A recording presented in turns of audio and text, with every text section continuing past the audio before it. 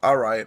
This is actually going to be a look back down 2015 Dallas Cowboys season, memory lane. So let's go ahead and jump this off with the signing of Greg Hardy. I'm not gonna lie, I was ecstatic as shit. I was just like, "Fuck you, Redskins! Ha ha! Fuck you, Eagles! Ha ha! Go to hell, Giants!" That immediately just brought a whole lot more happiness to my day. And then on top of that, when we re-signed Rolando McClain to the veteran minimum, oh my goodness, I couldn't believe it. I was like, we finally have a legitimate smash mouth, hit you in your face type defense. So throughout this day, I was just like, nothing could actually go wrong, and then all of a sudden there were reports like Dez Bryant said that he would hold out if he didn't receive his money from Jerry Jones. If he gets franchise tag, he won't sign the franchise tender. I was like, oh shit now, Jerry, you're going to have to come with this damn money, man. Like, this ain't the time to be fucking around.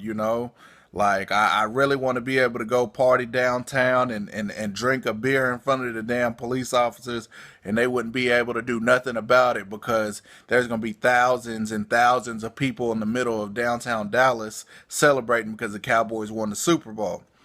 The reports go on for a while. We end up having to suffer through the backlash of signing Greg Hardy and things like that. I'm like, my God, people, give this damn man a break.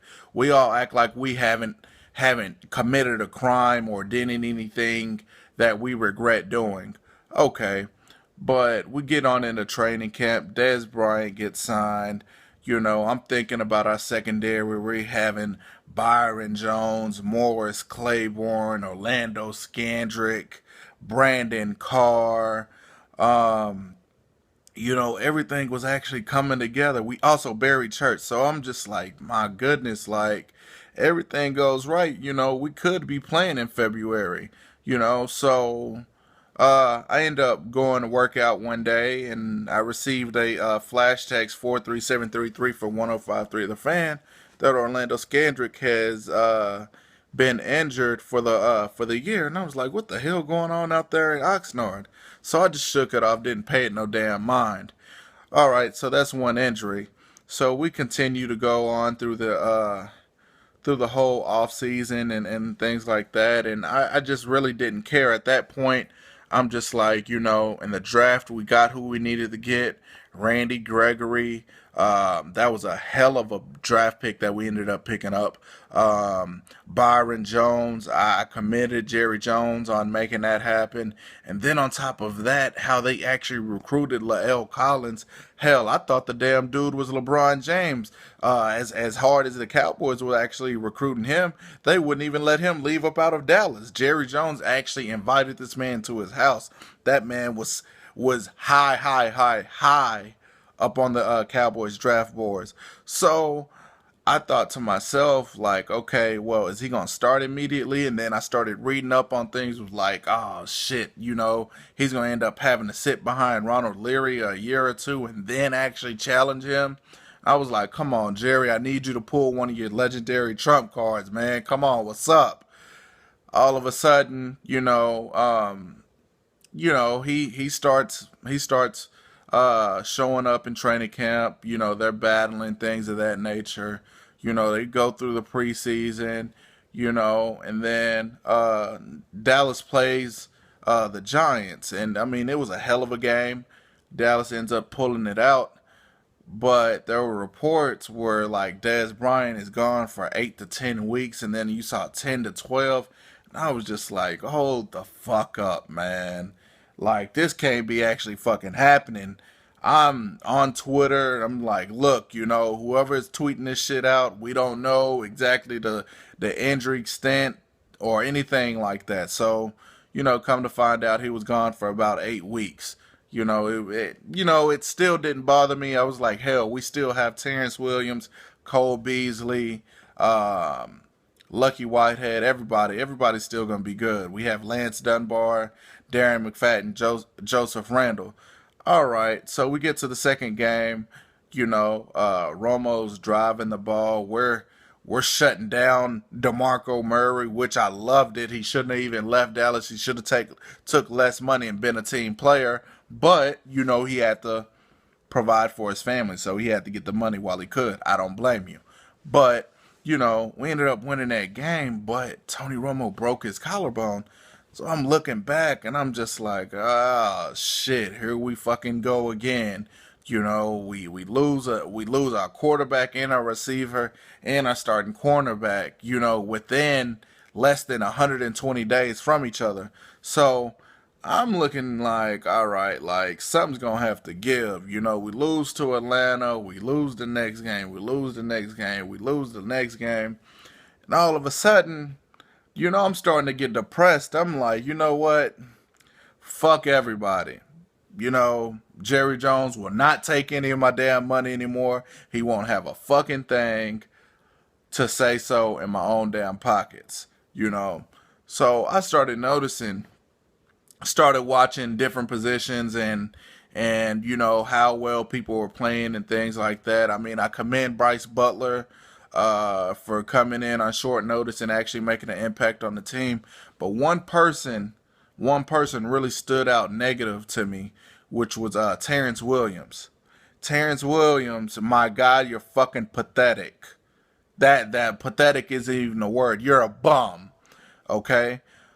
You catch the ball with your body, your hands are small as shit. You drop every pass that comes to you. When you do drop a pass, you turn around, you look for a damn flag. Man, what type of fucking player are you? You can't even play in a damn CFL, man. Like, I cannot wait until this damn 2016 year is over with. And my God, I do pray to God that Jerry Jones does not pass up on Laquan Treadwell and he draft your fucking replacement. I kind of find it peculiar, that fuck, like you're so fucked up that I don't even have the damn words to actually even put with you, But like it's pathetic, man. You go on these damn game stretches and you go 2-3 games with 0 yards, 0 catches. You can't beat your man one-on-one. Come on now. What happened to all this damn speed that you had and your swagger walk whenever you score a touchdown, shit like that, man? It's just a facade. You fooled the shit out of me, I'll tell you that right now.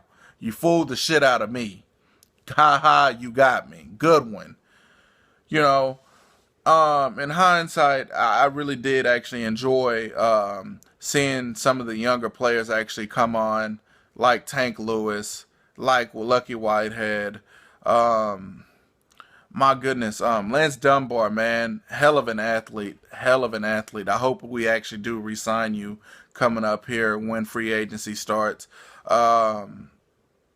Who else? If I Rolando McClain, with you, it's just as if a light switch comes on and off with you. Like you'll have it in the first half, and in the second half, it's just like fuck it. I want to go back to Alabama and smoke me some weed. So I really hope that you get it together, man. If we resign you, we resign you. I would really be happy if we did. But if we don't, then I hope that we do actually draft Miles Jack that can actually cover a slot receiver, or you can actually line him up wherever, and he's going to close in quick. And I do believe he's a Sean Lee 2.0, and I do encourage all Cowboy fans to actually go look at this man play. I'm like Stephen A. Smith. That man can flat out ball. He's a stud. But in hindsight, the offensive line played good. My hat goes off to the whole offensive line. Darren McFadden, I don't know if a lot of you Cowboy fans haven't realized this, but Brian Broaddus actually pointed this out way before the season started. He felt as if Darren McFadden should have started way at the beginning of the year. Had Darren McFadden started at the beginning of the year, then it's very easily to say that this man could have went over 1,300 yards, 1,400 yards, and and he would have resurrected his career. He is up under contract, so we actually do have him for one more year. I do hope that we end up getting Jonathan Dixon from Louisiana Tech. To me, he's an all-around player. He knows how to catch out the backfield. He can run. He runs the ball like it's his last time ever touching the damn ball. But the only knock on him, can he pass protect? That's yet to be seen. I think that they can coach him up. I believe the Cowboys running back coach can actually coach him up to be a better pass blocker. But like I said, the offensive line does a great job of making these running backs who they are today. As you can see with Darren McFadden. Also, last person but not least, Joseph Randall. My goodness, bro. My goodness. I would kill to be in your position. Anybody that's probably watching this damn video would kill to probably be in your position. You fucked it up. You fucked it up. You let some woman, your baby mama, your girlfriend, trick you out your element, man. You're better than